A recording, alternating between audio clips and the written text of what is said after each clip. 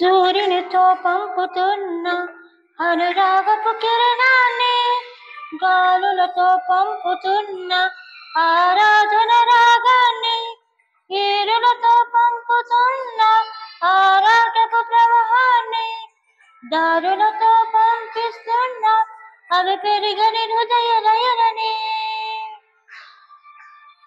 ఈ చోట నువ్వున్నా, నీ కొరకు చూస్తున్నా, నా ప్రేమ సందేశం విని వస్తావని చిన్ని ఆశ.